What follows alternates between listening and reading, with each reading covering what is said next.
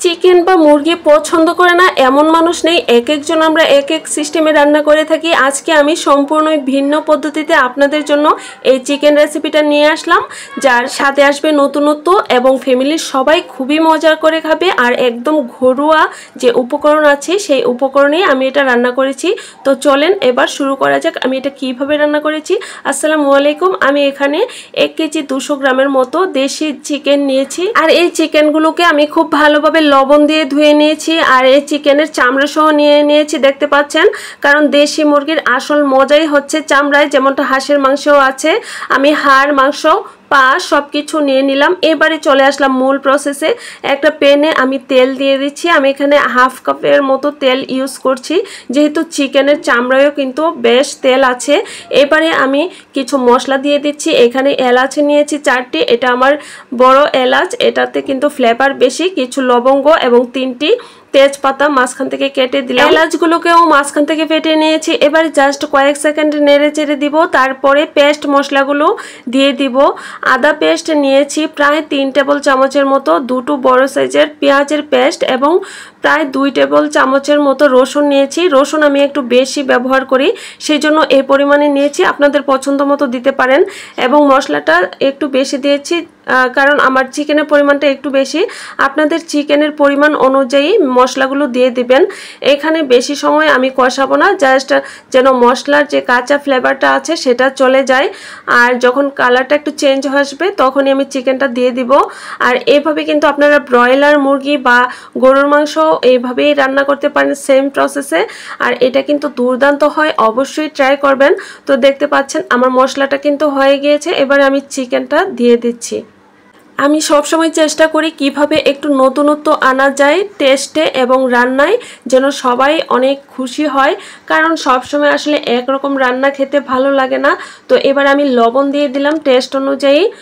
লবণটা দিয়ে এবারে আমি এখানে 2 থেকে আড়াই মিনিটের মতো ভালোভাবে এখানে ফ্রাই করে নিব আদা রসুন পেঁয়াজের মশলার সাথে। আর চুলাটাকে কিন্তু মিডিয়াম থেকে কিছুটা কমিয়ে রেখেছি, আর যাতে তলায় লেগে না যায়। তো এখানে নিশ্চয়ই চুলা বাড়ানো যাবে না, চুলা মাঝারি থেকে কিছুটা কম আছে। তারপরে আমি এখানে 2 থেকে আড়াই মিনিটের মতো একটু নেড়েচেড়ে ফ্রাই করে নিব। আর এভাবেই কিন্তু চিকেনের টেস্টটা অনেক বেড়ে যাবে। এভাবে অবশ্যই ট্রাই করতে পারেন। যখন 2 থেকে আড়াই মিনিটের মতো ফ্রাই করা হয়ে যাবে, তারপরে আমি এখানে আলু অ্যাড করে দিব। তো আপনারা আলু ছাড়াও রান্না করতে পারেন। আমার ফ্যামিলিতে সবাই আলু লাভার, বিশেষ করে আমার ছোট্ট বাবাটা আলু ছাড়া কিছু খেতে চায় না। তো যাই হোক, আমি যখন 2 থেকে আড়াই মিনিটের মতো কষানো হয়ে গিয়েছে, এবার আমি 3টি আলু এখানে অ্যাড করে দিচ্ছি। আলু দেওয়ার পরেও আরও 2 থেকে আড়াই মিনিটের মতো সেম প্রসেসে আমি ফ্রাই করে নিব। আর চুলার আঁচ কিন্তু সেই একই আছে, মাঝারি থেকে একটু কম আছে। তো আমার ভিডিওগুলো যদি আপনাদের ভালো লাগে অবশ্যই সাবস্ক্রাইব করে পাশে থাকবেন। আর যারা ফেসবুক থেকে দেখছেন অবশ্যই ফলো দিয়ে পাশে থাকবেন। আমি সবসময় চেষ্টা করি ঘরোয়া উপকরণে কিভাবে বেশি মজার হয় এবং রান্নায় কিভাবে একটু ভিন্ন স্বাদ আনা যায় সেইভাবে রান্না করার চেষ্টা করি। এখানে দিয়ে দিলাম, যখন কষানোটা হয়ে গিয়েছে, হলুদ দিয়েছি 1 টেবিল চামচেরও কম, ধনিয়া দিয়েছি প্রায় 1.5 টেবিল চামচের মতো, মরিচের গুঁড়ো দিয়ে দিচ্ছি প্রায় 2 টেবিল চামচের মতো। আর এই মরিচের গুঁড়োটা কিন্তু আপনাদের ঝাল খাওয়ার যেমন ঝাল খান সেই পরিমাণে দিয়ে দিবেন। দিয়ে দিলাম জিরে গুঁড়ো অল্প পরিমাণে, হাফ চামচের মতো। এবারে আমি কিন্তু এখানে পেঁয়াজ দিয়ে দিব। এখানে আমি 5টি পেঁয়াজ কিউব করে নিয়েছি।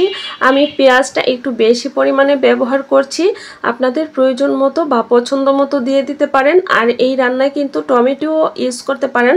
তো আমি যেহেতু একদমই নর্মালি কিন্তু রান্নাটা করছি, আমার হাতের কাছেও টমেটো নেই। তো কিছুক্ষণ নেড়েচেড়ে দিয়ে আমি এখানে অল্প পানি দিয়ে দিলাম। এখানে বেশি একটা পানি দেইনি, হাফ কাপের কিছুটা বেশি হবে পানি দিয়েছি। আর এই পুরোটা রান্নায় আমি গরম পানি ইউজ করব। আমি পাশের চুলায় পানি বসিয়ে রেখেছি।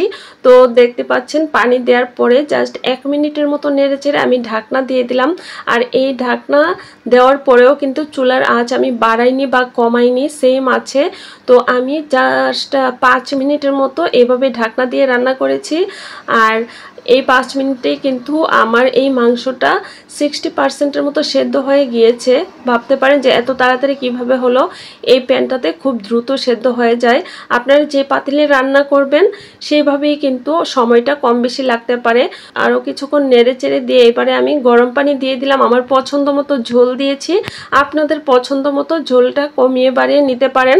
আর আমার মাংসের তুলনায় পাতিলটা একটু ছোটো হয়ে গিয়েছে, যার কারণে নাড়াচাড়া করতে একটু প্রবলেম হয়েছিল। এখানে আসলে আমি যে সাইজের প্যান নিয়েছি এটাতে 600 থেকে 700 গ্রাম চিকেন খুব সুন্দর করে রান্না করা যেত। তো যাই হোক, আমার রান্নাটা প্রায় কমপ্লিটের দিকেই। এবারে শেষের দিকে আমি এখানে শাহি মশলা দিয়ে দিচ্ছি। শাহি মশলা যদি আপনাদের হাতের কাছে থাকে দিবেন, না হলে স্কিপ করবেন, কোনো সমস্যা নেই। এবারে দিয়ে দিচ্ছি কিছু কাঁচা মরিচ।